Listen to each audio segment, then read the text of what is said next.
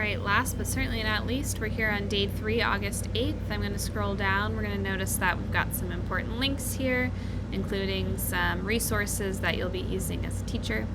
If we go to the lesson plan, our goal for the last day is introducing the life of St. Ignatius, understanding the call of Ignatian education, creating a faith crest that exemplifies student goals for the first year, review key learnings from CY1, understand mottos and their importance, especially in a Jesuit context like AMDG, create a goal for the first year experience, which is similar to the exemplifying of student goals, and then send students off aspirationally. So this, again, is the least amount of work of the 3 days, but it's the most, in my opinion, profound and requires the most, I don't want to say subtlety, but most care. And so we're here opening up our slide deck to day 3. We'll have students, again, go to page 32. Yes, it's day 3, but it says day 6 because of where we would be in terms of summer session.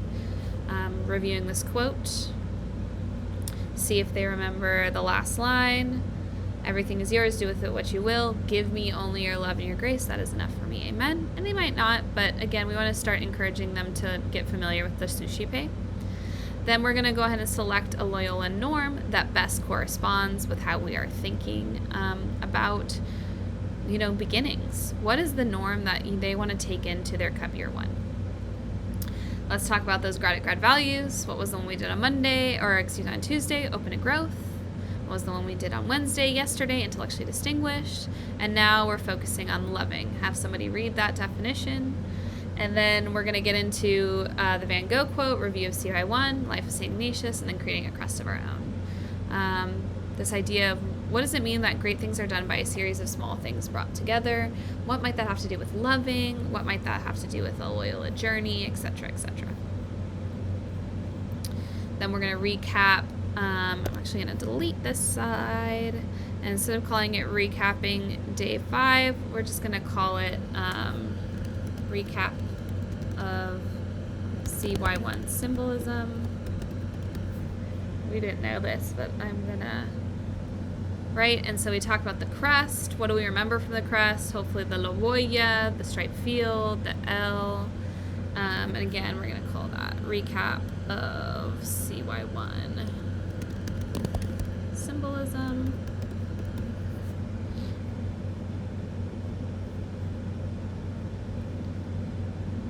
We're also going to talk about, they don't know this quite yet because they didn't go on the Amazing Race scavenger hunt, but we have these letters AMDG. We're going to go over this later today all over campus. That's also symbolism. What do you notice about this image? They're going to see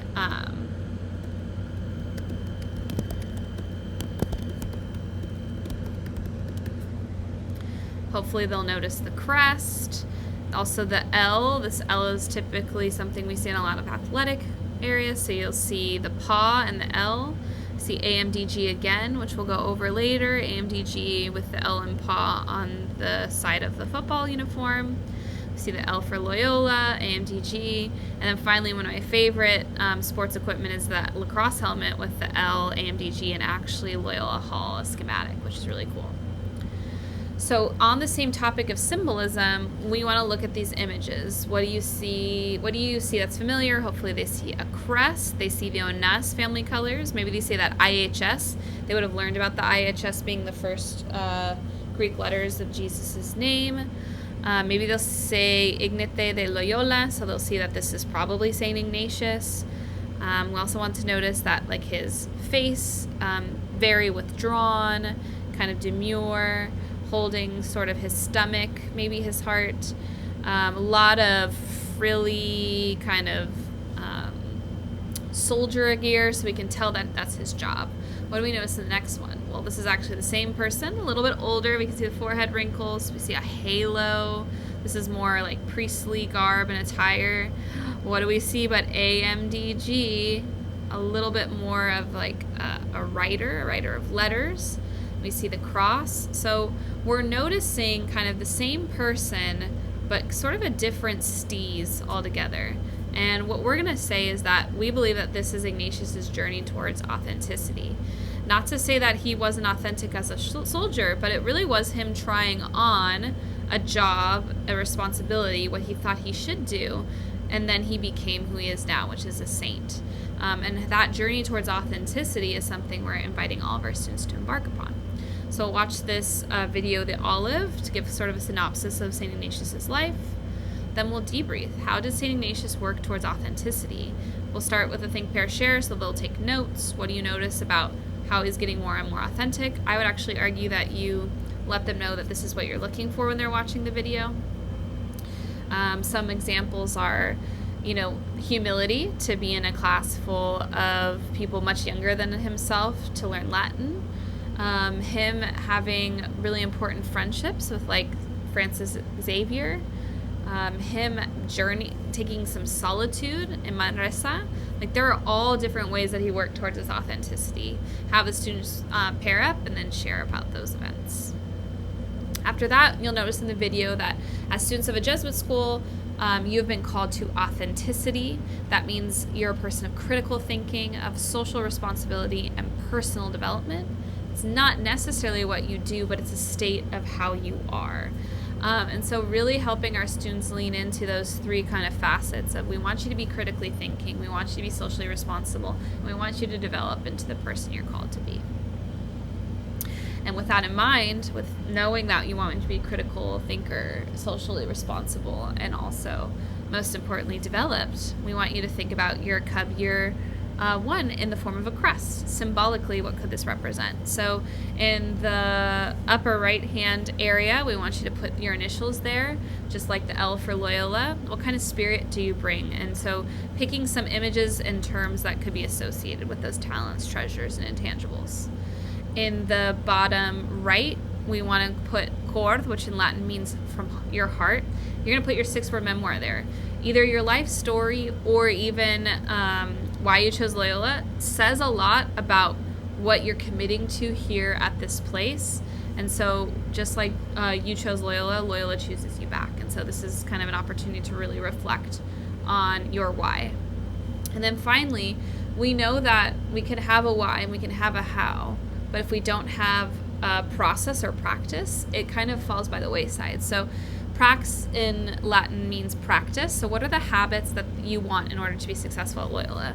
There's some really cool stuff in the planner about the 7 habits of a highly successful student that is also there to give students ideas. So this is an example of my faith crest. We can see, and I would say if you're the teacher, you should be putting your faith crest there, not mine. We can see my initials. We can see that I'm open to growth, intellectually distinguished, and loving. It's a little bit of a cop-out, but those are the 3 characteristics that I really work on embodying as a grad. We see my dispositionality or my affinity for making sure that we are crossing racial lines and creating community that will change for the benefit of others. And then here's the way that I will do those things. I'll be in relationships with people. I'll take things as they come, and I'll lean into this idea of self-care. Show them some student examples, and then finally, they're going to start a crest of their own. So they're going to have 15 minutes to download the template on Canvas, upload it to Canva, and then really begin to create. They're going to leave the gold banner blank for now. Then 10 minutes. Then we're going to get into the Austin Hatch story and the motto. Austin Hatch, first we're going to start with what is a motto, and once they kind of come up with it's a saying, a proverb, there's lots of ways of putting it, we're going to ask them to think about what are the mottos of Austin's life and how did these mottos help Austin persevere and manage his cannonball moment. We just saw a cannonball moment that happened to St. Ignatius. Now we're looking at Austin Hatch. This is a particularly powerful story and can be very heavy for students. So just ask, as they're watching it, to write down what mottos they're hearing as they're watching the video. Then we need to ask the question, well, what is Loyola's motto? And hopefully that's evident. It's that AMDG, which means Ad Majorem Dei Gloriam. Any Latin students? For the greater glory of God is what that translates to. And what's your motto for Cub Year 1? That's really what we're trying to explore. And you'll notice that we always start with a quote discussion, which might have felt redundant, but really we were trying to give you some mottos that feel very applicable to a first-year experience. CY motto, again, because it's part of a larger program, is education aims for human excellence, men and women of conscience. CY2, competence. CY3, compassion. CY4, and commitment. CY1. These are the 4 C's of Jesuit education, so we use that as our motto for the program. Put your motto there, and then put it all together with your faith crest, just as Mr. Brown and Mr. Pascal did. Give them 10 minutes to really come up with a meaningful motto. This is something that's going to be displayed on the website. This is something that we might come back to, and really honoring that motto that they came up with. They're going to submit their final draft. They'll fill out the course evaluation when they're done. And then if you have extra time, because you might actually do this really quickly, do the CY1 pop quiz, which is actually not a pop quiz at all. It's essentially a really fun game. So if you've never done Blue Kit before, you host. My favorites, or the kids' favorites so far, have been Gold Quest, Crypto Hack, Deceptive Dinos is fun. Battle Royale is a little bit competitive. It can get really intense, so I usually wait to do that one. And then finally, play the You Are Loyola song. This song was written by Charlie Veal, who was a student in 2019. Again, he understood his ability to co-author his legacy. And then talk about how Cub Year 1 summer is done, but during the school year, we have these things called Cure Days, and they're opportunities to care for the whole student, just like we say in Cure Personalis. And so we'll see them for orientation, which is the 12th and 14th, which is not too far from here, and then also on those Cure Days where you'll be meeting in your CY1 classes. And that is the conclusion.